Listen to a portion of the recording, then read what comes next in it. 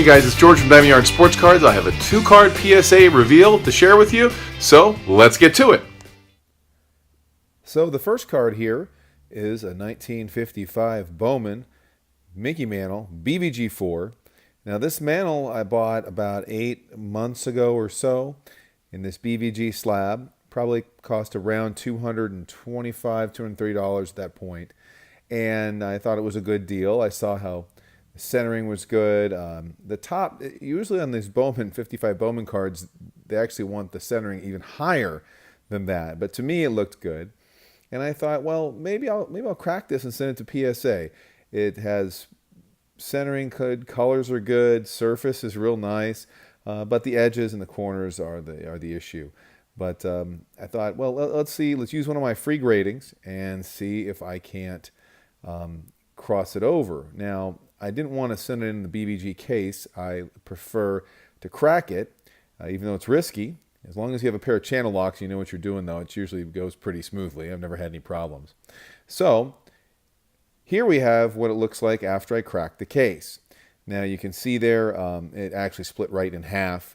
You take those channel locks and just go right in the middle of the card, and it's kind of violent, but it works, and I've never had a problem. It's already, you can see the Mantle has a case of plastic sleeve around it. It's a pretty thick little plastic sleeve, and so you cut that open, and then you have the raw Mantle right there.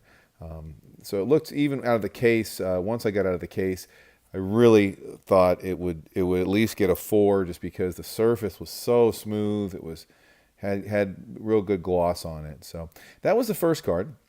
And the second card was this W 512 1926 Ty Cobb card. Now I bought this card on eBay raw from a seller for a little bit over $100. And if you see there, you can see that there's a line. And these cards are hand cut, so there's nothing wrong with, addressing them and taking stuff off of them or whatever. Now you can see on the right side it's a little bit short, and so on the left side, it looks a little odd because these cards came in strips, usually from candy shops and things like that. They would issue a strip of 5 or more cards, and somebody would cut them, and if they wanted to. So you can see here, it's got excess card on it. So what I did was I trimmed that part off. Now these are hand-cut cards. Again, they're hard to get grades on, but these hand-cut cards, it looks a lot better now. And I was hoping that it would get more than just an authentic. Just hoping to get a numeric grade regardless of how it was. So this 26 Cobb has a really low pop, and I love the colors on it. It really has that background that looks really nice, and it's kind of an odd picture of Cobb. He looks kind of, he's a character. So anyway, that's what I did before, and how these cards looked before they were sent in. I used my 2 of my free gradings for my PSA Collectors Club subscription. So the reveal is here, and the Mickey Mantle card, the 55 Bowman, came back from PSA a 4, and I was real happy about this.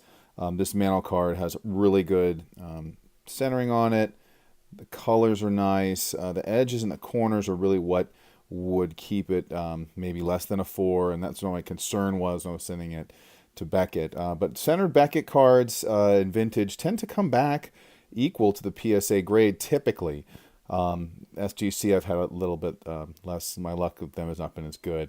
So I was real happy to get this Mantle at 4. The back doesn't seem to have many issues. Talks about him leading the league in runs there. So I was able to pick up this for a much cheaper price in a BVG 4 and get it to a PSA 4. So real happy with that Mick. And the next card, and the last one, was Ty Cobb. It got a grade. It got a PSA 1. And I was really excited to get this in a PSA 1. These cards, if you've seen some of my other videos, I've graded strip cards before, and they tend to get authentic. I've got a couple that have had some grades, but this Cobb in a PSA 1 is great for me. There are actually 2 versions of this card. This one is, try to get some better light on this. There are 2 versions. There's the one that talks about the ex-manager, and then there's the regular Cobb card. They're the same pose. They look the same, just the writing on the bottom is different. And both of them have a population of 53. So 106 total of these strip cards have been graded by PSA. and of this one, there's 53 that are graded total.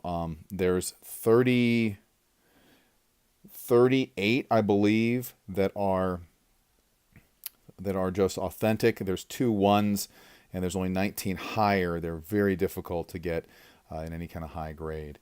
So the back, you can see kind of the black cherry background bleeding through a little bit, but it is a great picture of the diminutive Ty Cobb.